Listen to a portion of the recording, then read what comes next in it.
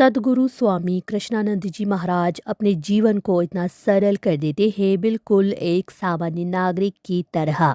जबकि बचपन से ही इन्होंने अपना जीवन त्याग और तपस्या को ही दिया है और स्वयं की साधना से दिव्यगुप्त विज्ञान की खोज भी की है, जो आज सामान्य नागरिक आंतरिक लाभ उठा रहे हैं। इनका जन्म नाम सुब्बाराव था। जन्म 25 अप्रैल 1922 को तमिलनाडु भारत में हुआ। बचपन से ही असाधारण बुद्धि, आध्यात्मिक जिज्ञासा और अध्ययन में रुचि। कम उम्र में ही वेद, उपनिषद, संस्कृत में और दर्शन में रुचि विकसित हो गई थी। वे बचपन से ही सांसारिक सुखों से अधिक जीवन के सत्य को जानने के इच्छुक भी थे। थोड़े समय के लिए सरकारी सेवा में रहने के बाद 1944 में वे ऋषिकेश के शिवानंद आश्रम में चले गए। स्वामी शिवानंद सरस्वती ने उन्हें दीक्षा दी।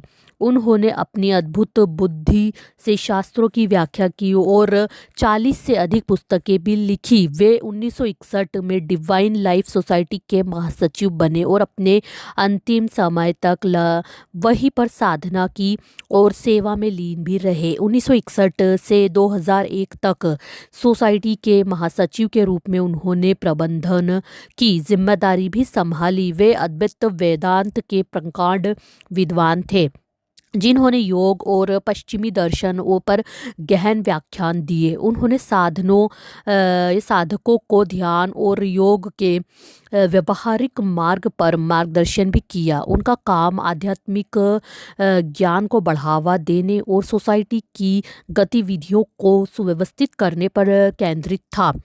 जी हाँ, संस्था के हजारों सन्यासियों और गृहस्थों को उन्होंने वेदांत भी पढ़ाया था। आपको बता दूं कि स्वामी जी की हर शिक्षा का मुख्य उद्देश्य ईश्वर प्राप्ति ही था।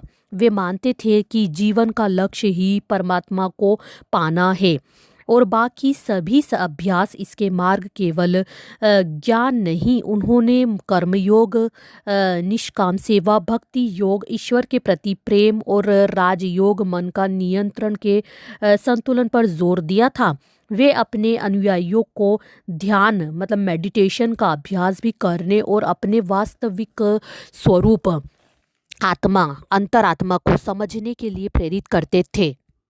स्वामी जी ने भारतीय और पश्चिमी दोनों दर्शनों को मिलाकर ज्ञान दिया, जिससे वे आधुनिक समय के एक महान ऋषि माने जाते हैं। कृष्णानंद जी महाराज जानते हैं कि समस्त संसार एक छाया नाटक है, ये रंगमंच है। वे इससे प्रभावित रहते हैं। साथ ही वे सदा सर्वोच्च सत्य सच्चिदानंद की चेतना में लीन रहते हैं। उनके साथ निरंतर संगति से हमें कृष्णानंद जी जैसे महान व्यक्तित्व की महिमा, वैभव और महत्व को अनदेखा नहीं करना चाहिए।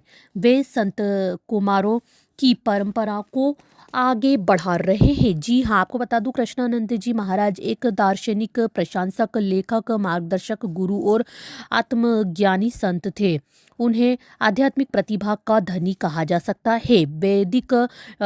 वेदांतिक दर्शन के गहनतम संवयोग की उनकी समझ असाधारण थी। शास्त्रों का इतना अधिक ज्ञान रखने वाले व्यक्ति की कल्पना भी नहीं की जा सकती है।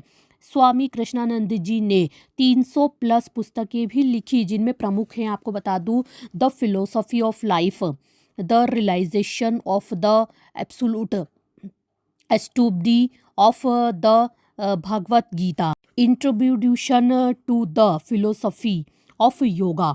आपको बता दूं कि आज भी ये पुस्तकें विश्व भर के विश्वविद्यालयों में पढ़ाई जाती है। आपको जानकारी दे दूं कि साफ शब्दों में यह बता दूं कि में कोई बड़ा विवाद नहीं है इनका, न कोई राजनीतिक बयान, न चमत्कारों का दावा, न धन संपत्ति से जुड़ा विवाद है, न किसी धर्म या समाज के खिलाफ अपमानजनक टिप्पणी है।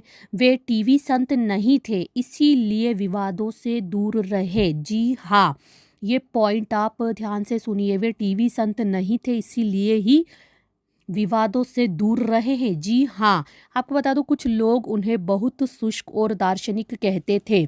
आम भक्तों को उनके प्रवचन कठिन लगते थे, लेकिन यह विवाद नहीं, मतभेद थे। अन्य कथावाचकों से तुलना के बारे में बात कर ले तो अन्य कथावाचकों की तुलना में महाराज जी अपने जीवन को बहुत सरल रखते हैं और त्याग तपस्या पर जोर देते हैं। वे भारत को केवल एक देश नहीं बल्कि सनातन चेतना के रूप में देखते हैं। उनकी शिक्षाएं हुक्मी रज़ाई चढ़ना, परमात्मा की इच्छा में रहना जैसे कि सिद्धांतों के माध्यम से आधुनिक जीवन की चुनौतियों का व्यावहारिक समाधान देती है, जैसा कि उनकी एक औकार पुस्तक से पता चलता है।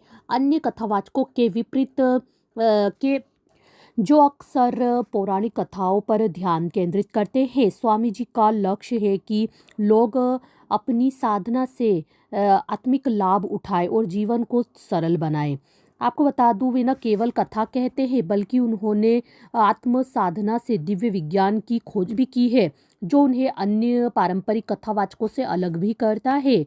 अन्य कथावाचक जहां भक्ति और कथा के भावनात्मक पक्ष पर अधिक ध्यान देते हैं, वही स्वामी कृष्णानंद जी महाराज कथा के माध्यम से अध्यात्म, सादगी और आत्मविज्ञान को जीवन में उतारने पर जोर देते हैं। जी हाँ, आपको बता दूं कि कृष्णानंद जी ने सहायक जो कि उन्होंने 23 नवंबर 2001 को ऋषिकेश में चोटीवाला के पास शिवानंद आश्रम में महासमाधि ली थी। उनका पार्थिव शरीर उनकी इच्छा के अनुसार पवित्र गंगा को के तट पर आश्रम में ही समाधिस्थ किया गया था। उनकी इच्छा थी कि गंगा के तट पर उनके समाधि दी जाए।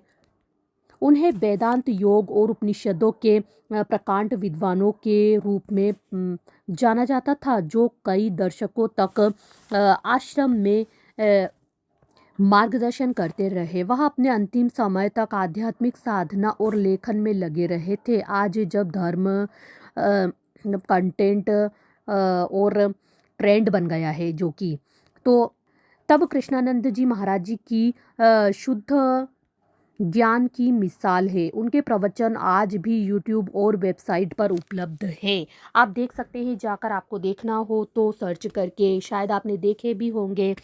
तो आपको ये वीडियो कैसी लगी? ये वीडियो यही तक थी। कमेंट में ज़रूर बताइए आप इसके बारे में क्या सोचते हैं, क्या विचार है, और अच्छी लगी हो तो लाइक और शेयर भी कर दीजिए। और जो भी मेरे चैनल पर नए हैं, प्लीज़ पहले चैनल को सब्सक्राइब कर ले, बेल आइकन प्रेस कर ले, ताकि आने वाले वीडियोस के नोटिफिकेशंस सबसे पहले आप तक ज़रूर पहुंच सके। और इसी तरह की वीडियोस और भी जानकारियों के लिए हमसे जुड़े रहें और वीडियोस देखते रहें। मैं इसी तरह की वीडियोस और जानकारियाँ आपके सामने लेकर आती रहती हूँ। तो मिलते हैं नेक्स्ट वीडियो में, तब तक के लिए बाय बाय।